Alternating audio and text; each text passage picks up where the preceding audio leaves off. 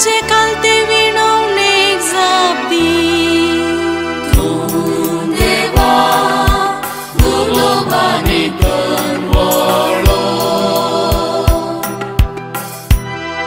सर्वेस्परा तुका नमन करून सर्व राष्ट्रा मुखार सरतली तुझ्या पाया पडून तुझे नाव